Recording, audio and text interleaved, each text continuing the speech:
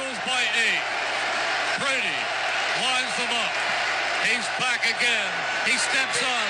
He's hit. He stumbles. He is throwing it deep for the end zone, and it is batted around and incomplete.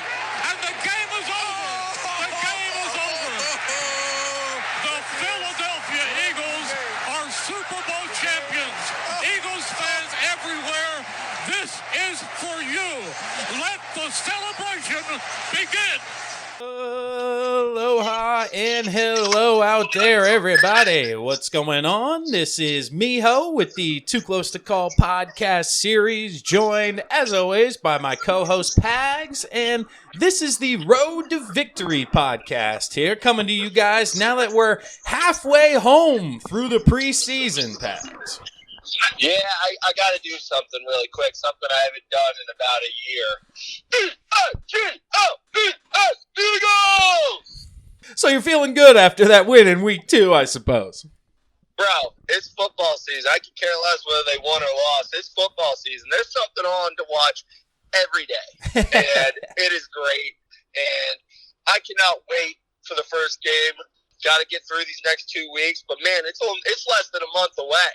It is indeed, dude, and even in the past 2 weeks, some of the roster spots have changed. We've had injuries, we've had a little bit of chaos, man, and we might as well jump right into it and not bury the lead, but the turmoil at the quarterback position. What's your take on everything that's happened here over the past couple of weeks? I thought it was hilarious. As soon as I saw Cody Kessler go down, I'm like, Miho brought that up in the pod. What happens if fucking Cody Kessler goes down? I was like, Thorson plays the whole fucking game, and what do you know? There he was. Yeah, man, shit show. Luckily, it's our second, third, and fourth string quarterbacks going through this rather than our starting quarterback. That's what I think everybody has to remember here, is that if everything goes well, none of this conversation is going to matter whatsoever. So, no doubt. But if Wentz does get hurt, where are your thoughts on the addition of Josh McCown? Was it the right addition? Could they have done better? What's your take there? And then follow up to that is the question that everybody seems to be asking. Once Sudfeld gets healthy, and now that Thorson has been playing better since the first preseason game, and rumor has it yesterday at practice may have been his best day as a professional so far. So are they going to keep 4 quarterbacks now? Did these injuries just cost somebody else a job? Well, I think Josh McCown is a veteran. Obviously, he's coming out of retirement in 2017. He had his best year, probably his career year. Long in the tooth, but kind of somebody you could sprinkle in there as a second quarterback. I saw a tweet from Jack Fritz that said, McCown's our best quarterback other than Wentz, and he needs to be the second string quarterback going throughout. I don't know if I'll go that far, but I think it's a solid signing. It's a veteran signing. If he can give Wentz any 2 cents of information, I think it's a good signing. I did not want Kaepernick and that headache that comes with it. So I think they made the right decision. Yeah, I agree with you because the guy was working at ESPN, so clearly he's respected mentally in the game of football and is almost like an offensive coordinator. So adding him to the quarterback room when they're breaking down film and opponents, I think is only going to be a positive for Wentz as well as the other 2 young guys who are currently around. Yeah, I completely agree. And Thorson, he's going to be what he is. I still think they're going to throw him on the practice squad. I don't think he's going to be on the roster. I just don't see the value in bringing that many quarterbacks onto a roster. So here's the problem with that, Pags, is I don't think he'd clear waivers and make it to the practice squad. You know? He performed well enough in Game 2, and obviously Games 3 and 4 will be a big determining factor in this. But yesterday, apparently at practice against the Ravens, Thorson was 6 of 7 with 3 touchdown passes and red zone drills and was lights out. So it's amazing what a little bit of confidence can do for you because the guy's gone from literally spiking a wide open first pass in the NFL 5 yards in front of him to now dicing up the Ravens. Yes, I'm sure it's their 2s and 3s, but I mean, you can go against what you got. So, you can't fault him for dicing them up, even though they're the backup. So it's one of those things that if this pattern continues, man, the NFL and every team is so thirsty for that developmental future quarterback, super cheap, and he's not going to pass to go to the practice squad, man. It's like the Eagles when they snatched Sudfeld from the Redskins. They're going, oh, prototypical 6'4", big guy, smart kid, went to Northwestern. Hell yeah, we'll take him from you if you don't want him. So that's why people are saying they may have to keep 4 now, or you get some sort of phantom injury, one of these guys. And that's the problem, though, with the phantom injury and the trip to the IR, is that you can't practice then that year. Yes, you can do all the classroom work, but you can't practice on the field. So that's going to be a tricky proposition, man, if they want to push him through waivers. Like I said, this is a good problem to have. Can Sudfeld start on the IR or whatever it is? I think so, designated to return, but don't you have to spend a certain number of weeks on the IR then? I think it's 6 to 8, so he would be healthy before that happens. So, yeah, I don't know, man. It's going to be interesting because if you keep 4 there, then you got to let go of a 6th defensive end or a 10th offensive lineman. Well, here's the thing. You just got to let it play its course, because if the first 2 preseason games are any inclination, one of them's going to get hurt in game 3. Yeah, that's right. It's not going to matter because none of them are going to make it anyway. Someone's going down. We'll eventually have Sammy Sleeves in here. But I had a gripe from the Jaguars game, and a little concerning. And we had talked about possibly trading Vitae, maybe bringing in Jadeveon Clowney for Vitae and some picks. But, dude, Vitae looked horrible out there. No, he did not. Yes, he did. Dude, his footwork is so bad. Oh, my God. He just opens his shoulders and lets the fucking DN get right by him. Like, his footwork, I don't know how that. What do you mean DN? He's playing guard, not tackle. He's not facing DNs. D-tackle. Sorry, I fucking misspoke. Well, that changes the entire position, so we better, know what the hell you're talking about if you're ripping a guy here. I just don't know if their communication's off or they're, missing assignments. It just seems like they are constantly, somebody's fucking up on the O-line. And it usually, from what I'm watching, is Vitae and Pryor. And like I said, yes, this is nitpicking because these are 2s. And yes, they can get better throughout camp and everything. And O-line is probably, I would say, other than quarterback, the toughest thing to get clicking in the beginning of a season. So I just need to see a little bit more out of those guys. I need to see them to firm up the protection, a little bit better run blocking, because we have some studs at running back, man, and we can really gash people if we really get rolling here.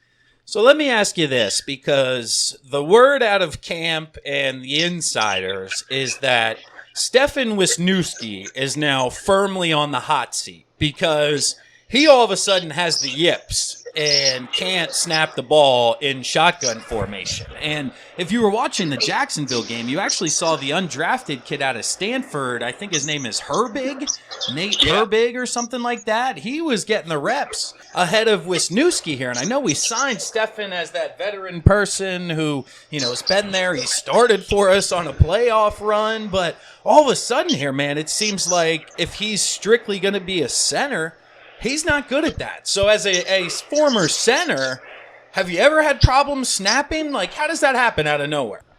You can get on a stretch. I remember one day in practice, I could not put it back to the quarterback to save my life. And as soon as you get in your head, that's when that shit fucking keeps happening. It keeps happening. And I honestly couldn't even tell you how I got out of it. You just got to fucking keep going. And I didn't have the issue at that point. I was solidified as the starting center. But when you have that pressure and you have other guys pushing you, it's tough to get out of your own head. Yeah, man, because I know we talked about the fact that they may keep 10 or 11 linemen, but with Pryor's penalty issues here in the first couple of games and Wisniewski's snapping issues, it's looking like it's down to that 8 or 9 mark, even if they have to take 4 QBs, because on the flip side, man, this defensive line, every single one of these DNs, I think, has played their way onto the roster. I think all 6 of them are going to make it. So if you keep 6 there, you're going to have to trim somewhere else, and that's where the numbers get tricky again. Yeah, I've been really impressed with Miller and Hall. Those two dudes are playing very good ball. Sweat leaves a little more to be desired. I think we're asking more out of him now that he's returning. I agree. But dude, these dudes, Miller and Hall, they've been playing like animals, and it's good to see. It's good to see we're boasting up our depth on both sides of the ball. Pryor's false start penalties, there's no fucking excuse, and they're not going to stand for that in the NFL. Same with Wiz's snaps. Dude, you played center before. I remember when he came to the Eagles, he was having issues with snapping, and when he was on the Dolphins, he was having issues. So maybe that's just a thing, and maybe we need to just put him back to guard and figure something else out, because can't be having, if Kelsey goes down, which he has done in the past, can't be having him fucking up snaps. And they have not moved Samalo there at all to take those center reps. So he's going to be a guard, which means that backup center is going to be Herbigs to win. I think he's going to get an opportunity here these last couple weeks. So keep an eye out on that for sure. But the last little tidbit of information that's come out this week with the Eagles and Ravens having joint practices, which I think is a plus and actually where the future of the NFL is headed. I think they're going to eventually get it to 2 or 3 preseason games and maybe add a week or 2 of just joint practices, because Carson Wentz is getting the reps in practice, but we're not going to see him on the field on Thursday. So these are the most important days of the week for guys like that. And apparently he was so-so. He was 15 of 30 with a touchdown and a should-have-been interception. I guess he threw it right to the guy and he dropped it. Had a nice pass to Jeffrey. Deshaun Jackson had some plays. But the word overall is Carson has pretty much been okay in practice. I was listening to Elliott Short Parks the other day, and he's tough on him. And he said, if you look at the 2017 year, Carson was very crisp and just pinpointing the ball everywhere he needed to go. So there's a little concern there. I'm more under the boat that the dude's a gamer, and once the lights turn on and it's Sunday at 1 o'clock, he'll be rolling. But you got to have a little bit of concern.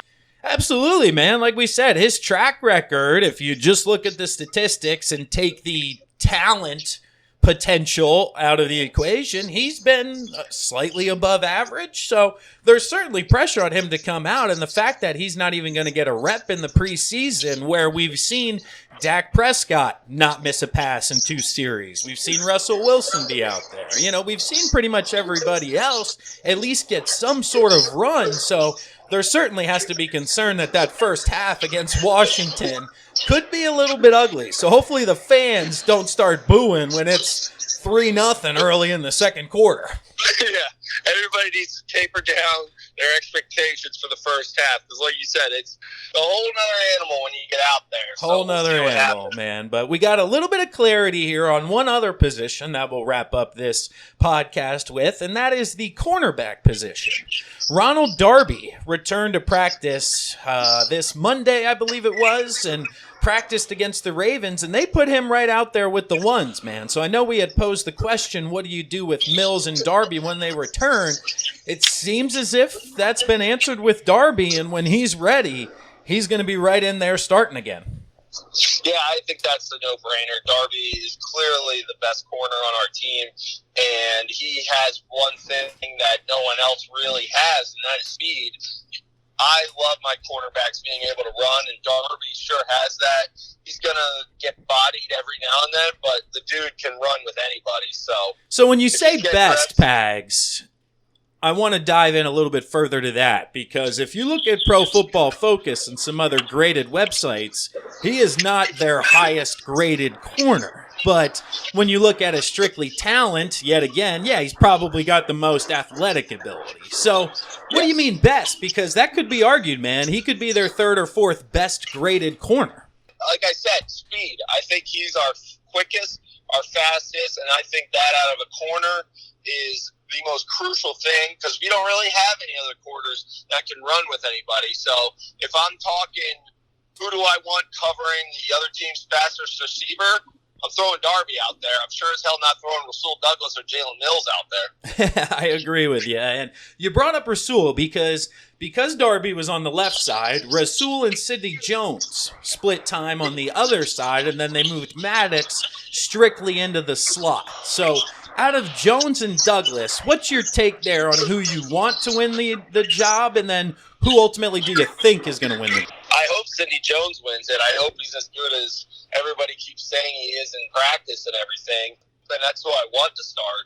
I think it will eventually end up being Sidney Jones. Like I said before, the Eagles don't want to put off this persona that they had a failed pick with fucking Sidney Jones. I think he is going to get every opportunity to start this coming year. I'm very torn on that because I think if Darby's going to be on the other side and you put Jones out there, you have two corners who cannot tackle worth a lick. And if we're thin at the linebacker position, man, and Nigel Bradham coming back, he still hasn't played in 11-on-11s. It's just, I don't know who else is going to tackle people besides Malcolm Jenkins from the secondary. So Rasul Douglas, again, if you go speed on the one side, size and toughness and tackling on the other, I think would be the perfect balance of what you need because, like you said, you have a speed guy. Maybe you have Darby trail the speed guy, so it's not just strictly left and right corners. It's more of a matchup game that they're able to play. That's a good point there. It could go game by game, man, and depending on who we're seeing. I just can't wait for the Rasul Douglas timely pick that happens every year where the Rasul Douglas fans come out and say, see? He's the best corner we have. And like, well, that throw was right fucking to him. It fucking happens every year. It happened in the Falcons game, the first game last year. The ball popped up, Douglas picked it off, and everyone was like, see? He's the best. Oh, my gosh. He seems to be in the right place at the right time, that's for sure. All this arguing and everything, I keep getting back to it. It's great debates to have because we're not saying, who the hell are we going to have here? Because we don't really have that right now, and it's nice. Yeah, the only concern is everybody coming off of injury, and then if the slow start will, occur because they haven't had these reps in training camp, and I know that's why Brandon Graham wanted to get into the game in Game 2 because he mentioned last year coming off the injury after the Super Bowl, it took him almost half the year to really feel comfortable and start to get back into that groove. There's nothing better than game reps. I remember my junior year, I missed a whole week of practice with a concussion. I went out there on Saturday night and played a game, and I was like, holy shit. I cannot even imagine what it's like in the NFL. He's the fastest kid alive. He's so fast. He's the fastest kid alive. He's so fast. Coach, why are they so fast? Oh, my God. It's just beer. It's just beer. It's just beer. Nobody panic. But anyway, everybody out there, thanks for listening to us. This was the Road to Victory podcast as we are now halfway home through the preseason, sneaking up on Labor Day here. It's going to be here before you know it as we head into week 1, and we got actual live football back. Yeah, man, and just next week we'll be doing it together in South Carolina. Oh, baby. Let's go. It's going to be a fun week. We're going to have a couple of different guests for you guys. I'm hoping you're looking forward to that. And if you are, follow us on the social media, Too Close to Call Cast. We have a hotline voicemail number. I want you guys to call in. Let us know what your takes are about the Birds, how you feel about Josh McCown, all of the above. Let us know. We'd love to hear from you, interact with you guys, and we appreciate you listening, as always. We'll talk to you guys next week. Later. Peace. Eagles by 8. Brady lines them up. He's back again. He steps on. He's hit. He stumbles. He is throwing it deep for the end zone, and it is batted around and incomplete. And the game is over. The game is over. The Philadelphia Eagles are Super Bowl champions. Eagles fans everywhere, this is for you. Let the celebration begin.